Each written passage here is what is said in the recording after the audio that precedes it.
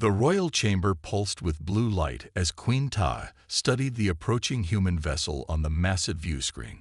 Her 8 limbs rested gracefully on the smooth control panel. The ship was unlike anything the Arachnid Empire had seen before. Sleek, with curved edges that seemed to defy their understanding of efficient design. Fascinating, she whispered, her voice a soft clicking sound that the translator converted for her advisors. Queen Ta had ruled the Arachnid Empire for 200 cycles. Her species reproduced through parthenogenesis. Each queen created genetic copies with slight modifications based on environmental factors. The concept of binary reproduction was known to them only through studies of primitive creatures on their world. Advisor Jin approached cautiously. Your Majesty, the human vessel will dock in 30 minutes. The diplomatic team is prepared. The Queen's compound eyes shifted, taking in Jin's nervous posture. You seem troubled. These humans, they are very different from us. Our scientists say their biology follows unusual patterns. They have only 4 limbs and communicate through vibrations in air rather than through proper pheromones. Queen Ta waved a limb dismissively. Different does not mean inferior. Their technology suggests intelligence. Yes, but their bodies contain separate types within the same species.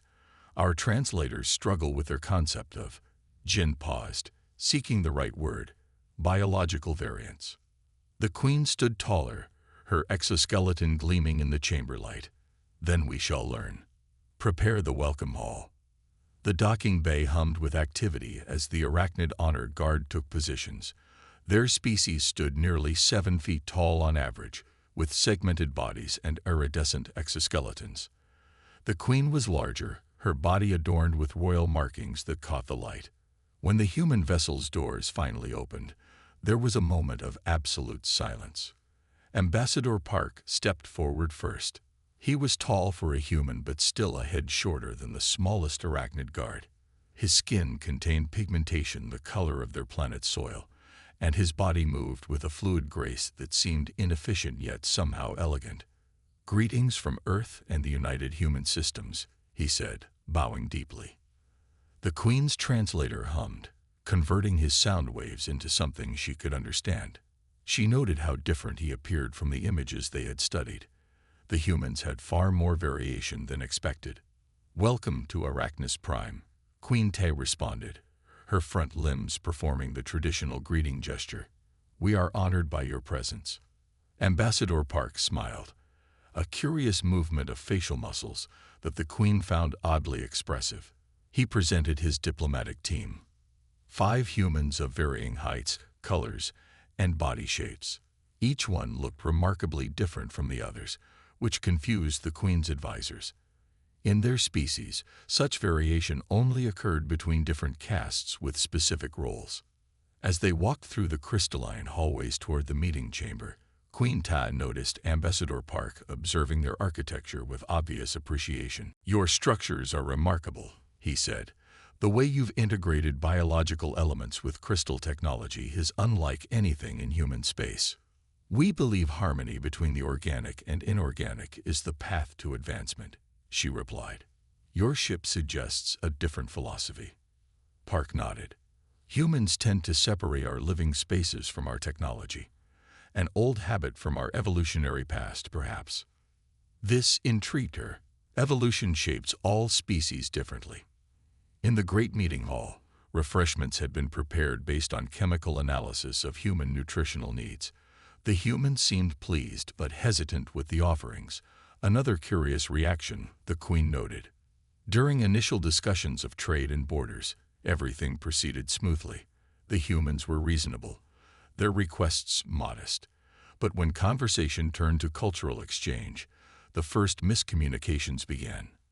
We would be honored to share knowledge of our arts, sciences, and social structures, Ambassador Park said, including our family systems, if that would interest your Majesty. The word family, translated poorly, the closest Arachnid concept related to worker groups within a hive structure. You organize your workers by genetic similarity, the Queen asked. Park looked confused. Not exactly. Humans form family units based on pair bonding and raising offspring together. The translator struggled with pair bonding, rendering it as temporary alliance for resource sharing. Queen Ta found this concept practical enough. And these offspring, they are produced through your species' binary system? She asked, genuinely curious. Several of the arachnid advisors shifted uncomfortably. Such direct reference to reproduction was considered technical rather than conversational in their culture. Ambassador Park maintained his diplomatic composure. Yes, humans reproduce sexually, combining genetic material from two individuals. The Queen leaned forward with interest. Our scientists find this method inefficient, but fascinating. The genetic variation must create interesting challenges for your society. Park smiled. We consider our diversity a strength, actually. As the meeting continued, subtle misunderstandings accumulated. Human idioms translated literally created confusion. When Park mentioned breaking the ice, the arachnid guards became alarmed, thinking he suggested destroying something valuable. By evening's end, both sides felt the meeting had gone well despite these small issues. As they prepared to retire, Queen Tay approached Ambassador Park privately. Tomorrow, I would like to learn more about human biology and social structures, she said. Our understanding seems limited by translation difficulties. Park nodded. I would be happy to explain our ways better, perhaps with improved translation protocols. The Queen watched him leave, her compound eyes taking in his unusual bipedal movement. These humans were strange indeed, but something about their differences fascinated her, particularly Ambassador Park, who seemed to possess a quick intelligence she respected. Prepare the cultural database for updating, she instructed Advisor Jin. I believe we have much to learn from our new friends. Jin bowed. As you wish, Your Majesty. Though I recommend caution. Their concepts may be challenging to our sensibilities. Queen Ta clicked her mandibles in amusement. All new knowledge brings challenges, Advisor. That is what makes it valuable. The morning light filtered through the crystalline dome of the exchange hall, creating rainbow patterns across the polished floor. Queen Tai entered with her royal guard, their exoskeletons clicking softly against the smooth surface. The hall had been prepared for the cultural exchange. Arachnid artifacts displayed alongside items the humans had brought from Earth. Ambassador Park waited at the center of the hall, dressed in a formal blue uniform that contrasted with the Queen's iridescent royal carapace. He bowed as she approached. Your Majesty, we've prepared demonstrations of human art, music, and science, he said, gesturing to his team members who stood ready with various devices. Queen Ta moved closer, her compound eyes shifting to take in all the unfamiliar objects. We are eager to learn.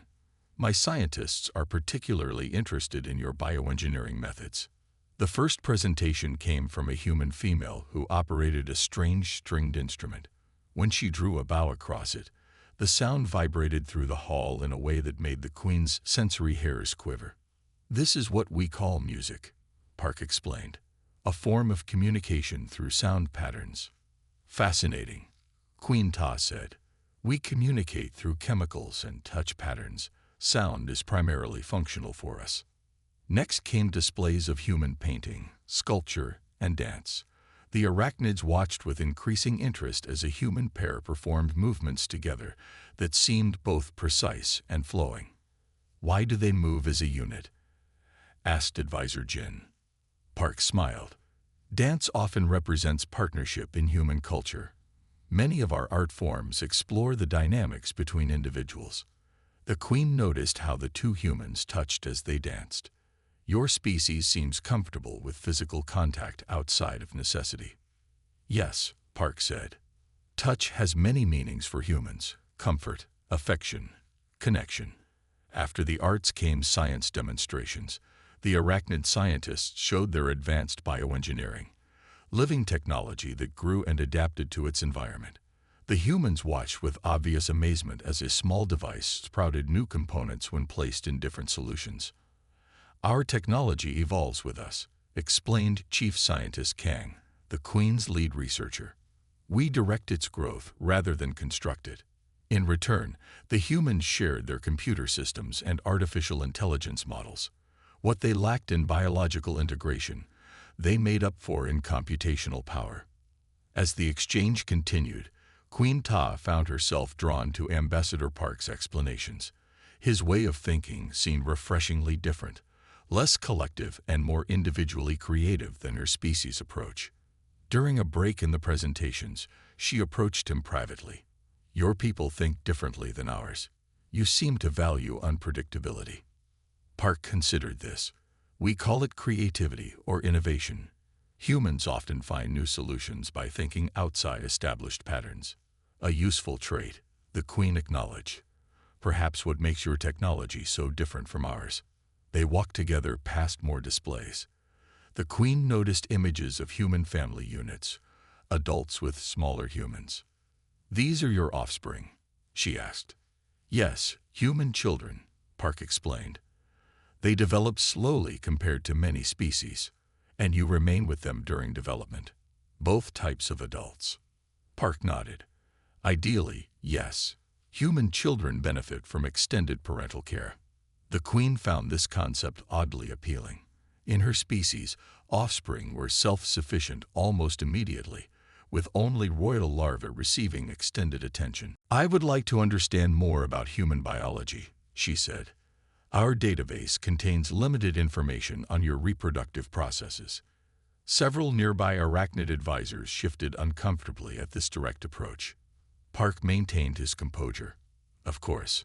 From a scientific perspective, humans have two primary biological sexes that contribute different genetic material to create offspring." The royal translator Wu, attempting to find an equivalent concept, unfortunately selected an arachnid term typically used in their entertainment media, a word with inappropriate connotations. "So humans experience the—" Wu used the problematic term, which roughly translated as mythical joining ritual. Several arachnids made startled clicking sounds. Park's face changed color slightly, though the Queen didn't understand the significance. "I believe there's been a translation error," Park said carefully. "Human reproduction is simply a biological process, though we've built cultural practices around it." The Queen sensed tension but didn't fully grasp its source. "Perhaps we should continue this discussion with proper scientific terminology. Would you be willing to help update our database?" "Of course," Park replied, visibly relieved. "Cultural and biological understanding is essential for our species to work together effectively." The exchange continued with presentations on government systems, resource management, and space exploration. The humans seemed impressed by the arachnids' efficient hierarchy, while the arachnids found human democratic systems chaotically fascinating. As the day's events concluded, Queen Tai invited Ambassador Park to join her for the evening meal, a rare honor for any non-arachnid. "Today has been illuminating," she said as they walked toward the royal dining chamber. "Though I sense there are still many areas where our understanding falters." Park nodded. "Translation is more than converting words. It's translating entire frameworks of thought." "Well said," the Queen replied. "I've instructed my scientists to study human biology more carefully. Your species' method of creating genetic diversity through binary reproduction could offer insights for our own evolution." What the Queen didn't realize was that her continued focus on this topic, while purely scientific from her perspective, was creating increasing discomfort among both the human delegation and her own advisors. In the royal dining chamber, they sat before a feast prepared to accommodate both species' needs. The Queen noticed Park examining the food carefully. "Our chefs analyzed human dietary requirements," she assured him. "Nothing here will harm you." Park smiled. "I appreciate the consideration. On Earth, sharing food is an important bonding ritual between friends and allies." "Then we shall consider this meal the beginning of a strong alliance," the Queen said, raising a drinking vessel in a gesture she had learned was meaningful to humans. As they ate, neither realized that cultural misunderstandings were quietly accumulating, like static before a storm. The Queen's innocent scientific curiosity about human biology and the translator's unfortunate word choices had set the stage for confusion that would soon come to a head. Queen Ta sat alone in her private chamber, multiple screens surrounding her as she scrolled through the imperial database. The diplomatic dinner had ended hours ago, but something about the human responses to her questions had left her curious. More than curious, confused. "Computer, display all information on human reproductive biology," she commanded. The screens filled with text and diagrams, much of it translated poorly from human scientific documents. The Queen leaned forward, her compound eyes shifting to take in all the information at once. "Fascinating," she whispered as she read. According to the database, humans experience something called physical culmination during their reproductive process, a reaction that the translator had converted into arachnid terms, suggesting an almost mythical state of being. The descriptions seemed exaggerated, even impossible from a biological standpoint. This must be metaphorical, she reasoned, perhaps a cultural construct rather than literal biology. But as she continued reading, the database insisted these reactions were physically real. The Queen clicked her mandibles in disbelief. If true, it would explain why the humans seemed uncomfortable discussing the topic openly. Such extraordinary biological responses would naturally be treated with reverence. "Your Majesty." Advisor Jin entered after a respectful tap on the chamber door. "It's very late. The morning council meeting." "Jin, have you reviewed this information on human biology?" The Queen gestured to the screens. Jin's antennae flickered nervously. "Only briefly, Your Majesty. Such matters are typically left to the science division. The database claims humans experience a state of..." She used the arachnid term that the translator had selected, which unfortunately carried ceremonial and almost religious connotations in their language. Jin stepped back, clearly uncomfortable. "Your Majesty, perhaps this is not appropriate diplomatic focus." "Nonsense," the Queen replied. "We must understand all aspects of their biology for proper relations. If these capabilities are real, they represent evolutionary paths our species never developed." She closed the screens with a wave of her limb. "I will ask Ambassador Park directly tomorrow. Scientific clarity is essential." The following morning, the Grand Hall was prepared for the third day of cultural exchange. This session would focus on artistic performances from both species. The human delegation arrived on time, Ambassador Park leading them with his now familiar diplomatic smile.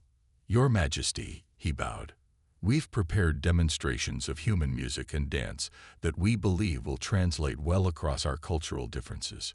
Queen Ta nodded, her royal carapace catching the light.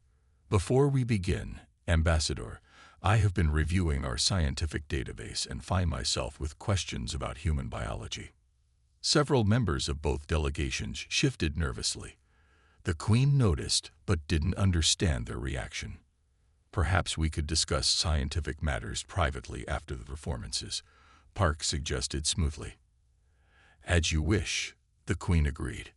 The performances began with an arachnid symphony, sounds created by vibrating specialized limbs against crystalline structures, producing tones that formed complex patterns. The humans seemed impressed, though the Queen suspected they couldn't fully appreciate the chemical components that accompanied the sound. Then came the human performance, a dance set to music that told a story of connection between two people. The movements were graceful, the dancers moving in synchronized patterns that showed remarkable coordination. Queen Ta watched with growing fascination. The dancers portrayed a relationship that seemed to represent the human mating process, though in highly stylized form.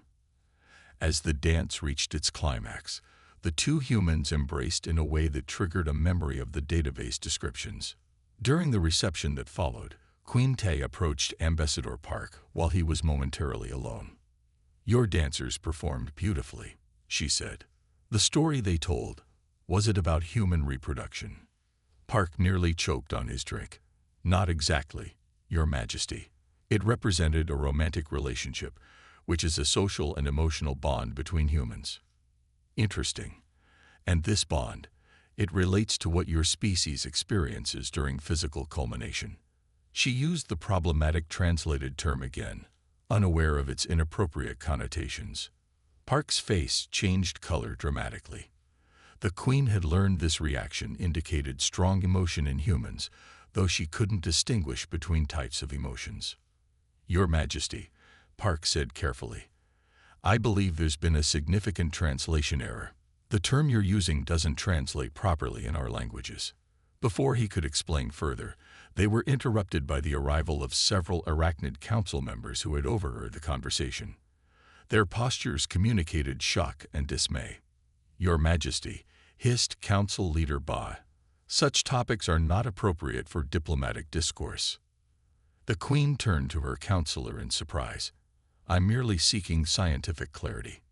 Meanwhile, Park was quickly consulting with his team's linguist, who looked increasingly alarmed as they spoke.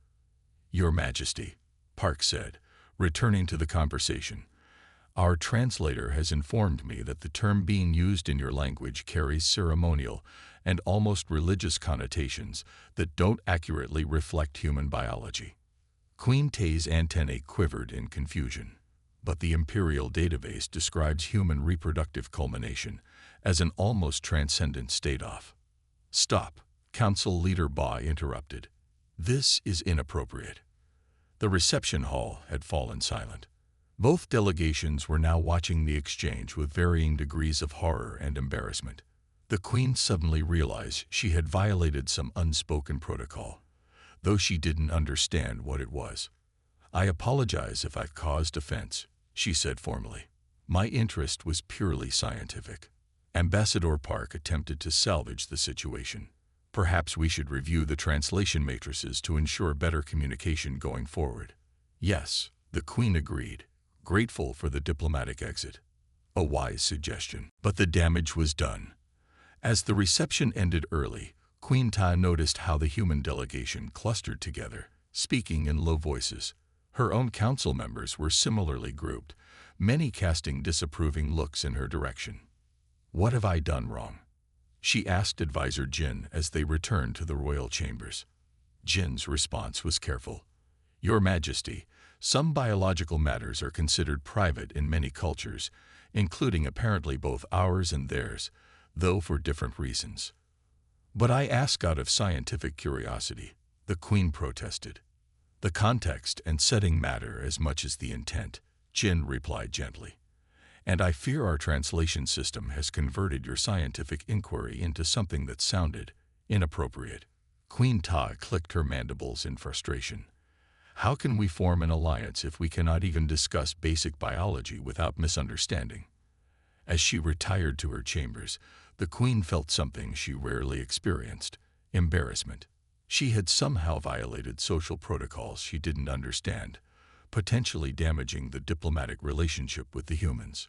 Worse, she still didn't have answers to her scientific questions. "Computer," she said quietly, "delete all current translations regarding human reproductive biology from the Imperial database. Mark for complete revision with proper scientific terminology." Morning brought a tense atmosphere to the royal palace. Queen Ta had not emerged from her chambers, an unprecedented occurrence during diplomatic visits. The Arachnid Council gathered in the small meeting room, their limbs twitching with nervous energy. "This is a disaster," Council Leader Ba declared. "The humans must think we deliberately embarrassed them." The Queen's questions were scientific in nature, Advisor Jin argued, though without much conviction. Even he recognized the diplomatic damage done. Scientific or not, they were inappropriate for a public setting. Ba countered. "The humans have requested to postpone today's meetings. They claim their translators need recalibration, but we all know what that means." Inside her private chamber, Queen Ta reviewed security footage from the previous evening, studying the reactions of both delegations. The humans' body language showed clear discomfort, while her own council members displayed signs of embarrassment and shock. She paused the footage on Ambassador Park's face, noting the color change and altered expression. "I still don't understand," she said to herself. "What makes reproduction such a sensitive topic for both our species, yet for seemingly different reasons. A soft alert indicated a message from the human delegation. The Queen hesitated before opening it, fearing formal diplomatic protest. Instead, she found a carefully worded note from Ambassador Park requesting a meeting of the linguistic teams to address critical translation issues. Queen Ta felt a surge of relief. The humans were offering a path forward rather than a rebuke. She immediately authorized the meeting, but decided not to attend personally.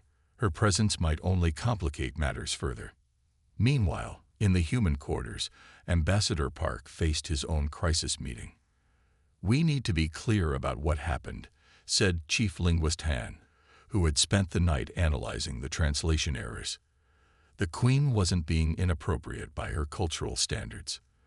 The arachnid language processes biological concepts completely differently than ours. "Explain," Park requested, rubbing his tired eyes. "Their reproduction is asexual, so they have no cultural context for our binary system," Han said. When the Queen asked about human reproduction, she was using scientific terminology in their language. But when translated to our understanding, it sounded inappropriately personal because we associate those topics with privacy and intimacy. "And when translated back to their understanding?" Park asked. "Even worse," Han grimaced. "Our translator converted scientific terms into arachnid ceremonial language, making it sound like the Queen was asking about sacred rituals rather than biology." Park paced the room. "So both sides think the other deliberately violated cultural norms, when really neither did." "Exactly," Han confirmed.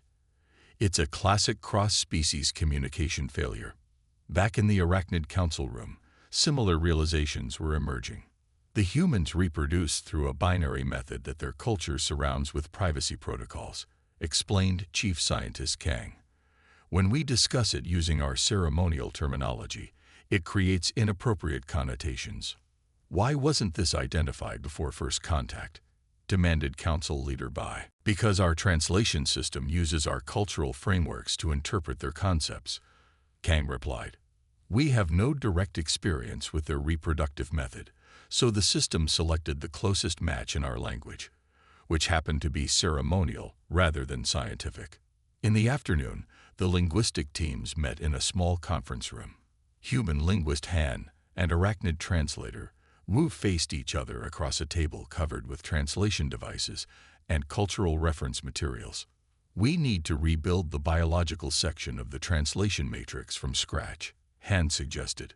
Wu's antennae drooped in agreement. "My deepest apologies for the error. I failed to recognize the inappropriate connotations." "The failure was systemic, not personal," Han assured him. "Neither of our species had the right contextual framework." They worked through the day, creating new translation protocols specifically for biological discussions. By evening, they had developed a provisional system that used purely clinical language, stripped of cultural connotations. Ambassador Park received their report with relief. "This is good work. Now we need to address the diplomatic damage." "The Queen has withdrawn from public appearances," Han noted. "In human terms, she's embarrassed. As the injured party, we should make the first move toward reconciliation," Park decided. "I'll request a private meeting." In her chamber, Queen Ta received Park's request with surprise. She had expected the humans to maintain distance until the translation issues were resolved. "He wishes to meet alone?" she asked Advisor Jin. "Yes, Your Majesty. He specifically requested a private audience with no translators present. Instead, he will use this." Jin presented a small device. "Their linguists developed it today. It translates biological terms using only clinical language." The Queen's compound eyes shifted in a pattern that expressed thoughtfulness. "Very well. Arrange it for this evening." As darkness fell outside the Crystal Palace, Ambassador Park was escorted to the Queen's private study, a room few non-arachnids had ever entered. The walls were lined with biological specimens and scientific instruments rather than the ceremonial items he had expected. Queen Tai entered without her usual retinue, her royal carapace less ornate than during formal appearances. Park recognized this as a gesture meant to reduce formality. "Ambassador," she began, her voice translated by the new device, "I offer sincere apologies for any offense caused by my questions." Park bowed. "Your Majesty, no apology is needed. The misunderstanding was created by translation errors, not by your scientific inquiry." The Queen's posture relaxed slightly. "You understand, then, that my interest was academic?" "Completely," Park assured her. "Our linguists have explained the fundamental problem. Your species processes biological concepts differently than ours, leading to mistranslation of intent. My council believes I damaged our diplomatic relations," Queen Tai admitted. "And my team worried the same from our side," Park replied with a small smile. "It seems both our species share one trait: the capacity for embarrassment." This observation caused the Queen's mandibles to click in what Park had learned was arachnid amusement.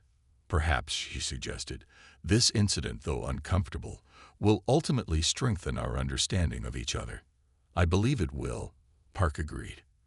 "The best diplomatic relationships are often forged through overcoming misunderstandings." Outside the palace, both delegations waited anxiously for news of the private meeting.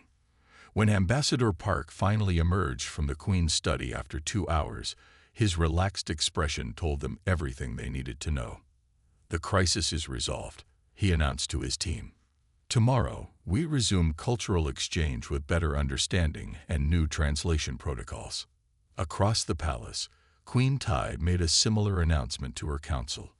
"This incident has revealed weaknesses in our cross-species communication, but addressing them has ultimately strengthened our diplomatic position." Council leader Ba seemed skeptical. "The humans are not offended by the inappropriate discussion." "There was no inappropriate discussion," the Queen corrected firmly. "Only inappropriate translation. A problem we have now solved together." As both delegations retired for the night, the atmosphere had transformed from crisis to cautious optimism. The foundation for true understanding between their species had been laid, ironically through misunderstanding itself. The final day of the diplomatic visit dawned with clear skies over the crystal spires of the Arachnid Palace. Queen Ta stood at her viewpoint, watching the first rays of sunlight fragment into rainbows through the transparent architecture. Today would determine whether the alliance could move forward after their cultural misunderstanding. "Your Majesty, everything is prepared for the closing ceremony," Advisor Jin reported, approaching with careful steps. "And our new translation protocols?" the Queen asked. "Fully implemented and tested. The human linguists worked through the night with our team. All biological and cultural terms have been properly calibrated." Queen Tai's mandibles clicked with satisfaction. "Good. And the special presentation I requested?" "Ready," though some council members still question the wisdom of addressing the incident so directly. "Sometimes the strongest webs are built from broken strands," the Queen said. "We will face this openly." In the human quarters, Ambassador Park adjusted his formal uniform while reviewing notes for his closing speech. "Are you sure about this approach?" asked Linguist Han. "We could simply move forward without mentioning the misunderstanding." Park shook his head. "Ignoring it would leave unspoken tension. Besides, the Queen and I agreed this is the best way to transform an embarrassment into a teaching moment." The Grand Hall had been transformed for the final ceremony. Both arachnid and human decorative styles blended harmoniously, crystal formations alongside colorful earth textiles. Delegates from both species mingled with noticeably less tension than the previous day. When Queen Tai entered, the arachnids performed their traditional greeting posture. The humans bowed respectfully. She took her position on the central platform, her royal carapace gleaming. "Honored delegates of Earth," she began, her words now translated with clinical precision. "These 5 days have brought our species closer to understanding. We have shared technology, art, governance systems, and, perhaps most valuably, we have shared misunderstandings." A ripple of surprised clicks and murmurs moved through the audience. "Yesterday," the Queen continued, "a failure in translation created confusion between our cultures. Rather than hide this incident, Ambassador Park, and I have agreed to use it as the foundation for better communication protocols. Park stepped forward to join her on the platform, a gesture that surprised many of the Arachnid Council members. Such proximity to the Queen was rarely permitted. "Your Majesty speaks wisely," he said. "On Earth, we have a saying, 'The greatest bridges are built where the greatest chasms once existed.'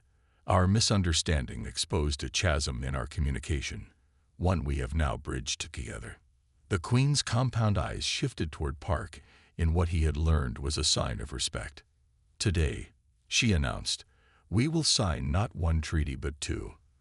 The first establishes our trade and defense alliance as planned. The second, perhaps more important, establishes the Joint Translation Commission, a permanent body of linguists from both our worlds who will continue refining our ability to understand each other." Screens around the hall displayed the treaty text in both languages. The Queen used a limb to press her royal seal into the crystalline document, while Park signed with an ink pen, the contrast between their methods a visual reminder of their differences. After the formal signing, the Queen surprised everyone by stepping down from the platform to mingle directly with the human delegates, a break from traditional protocol that signaled a new openness. "Ambassador Park has explained to me that humans value personal connection in diplomacy," she explained to her startled council members. "We must adapt to each other's methods if we truly wish to understand one another." Later, during the farewell banquet, Queen Tay approached Park as he enjoyed a specially prepared human-compatible dish. "I have been thinking about our miscommunication," she said quietly. "It revealed something important about both our species." "What's that, Your Majesty?" Park asked. "That despite our biological differences, we share the capacity for embarrassment and for forgiveness. Perhaps these emotional responses are universal adaptive traits that transcend evolutionary paths." Park smiled. "A fascinating hypothesis. It suggests that certain social emotions may be convergent evolutionary developments across very different species. Indeed, my scientists would like to explore this further, with properly calibrated terminology, of course." Her mandibles clicked in what Park now recognized as arachnid humor. "Of course," he replied with a smile. "I believe our species has much to learn from each other beyond technology and resources." As the evening progressed, both delegations relaxed into genuine cultural exchange. Humans attempted to mimic arachnid greeting postures, while several brave arachnid scientists attempted human handshakes, their limbs carefully grasping human hands. Chief Scientist Kang approached the Queen. "Your Majesty, our preliminary analysis of human genetic diversity suggests their binary reproduction system creates evolutionary advantages we hadn't previously considered. With your permission, I would like to propose a joint research project." "Granted," the Queen replied, "but ensure all terminology is reviewed by the new Translation Commission first." When the time came for the human delegation to depart, Queen Tai accompanied them to their ship. Another unprecedented break with tradition that signaled a new era in interspecies relations. "Ambassador Park," she said as they reached the boarding ramp, "when you return to Arachnus Prime, I hope you will bring specialists in human biology who can help update our scientific database, with appropriate translation, of course." "It would be my honor," Park replied with a bow. "And perhaps some of your scientists might visit Earth to share your bioengineering techniques." "A fair exchange," the Queen agreed. "Knowledge for knowledge." As the human ship prepared for departure, Queen Tai returned to the observation deck with Advisor Jin. "A successful diplomatic mission, despite the challenges," Jin observed. "Not despite the challenges, but because of them," the Queen corrected. "Had we simply exchanged pleasantries and signed treaties, we would not truly have begun to understand each other." They watched as the human vessel rose smoothly into the sky, its engines glowing against the darkening atmosphere. "Do you think they will return?" Jin asked. Queen Tay's compound eyes followed the ship until it was merely a point of light among the stars. "Yes, curiosity is another trait our species share. They will return with questions, as will we. And next time, we will have better words to ask them." As night fell over the Crystal City, new entries were already being added to both species' databases, entries that would help prevent future misunderstandings and build a stronger foundation for cooperation. What had begun as an embarrassing diplomatic incident had transformed into the cornerstone of a lasting alliance.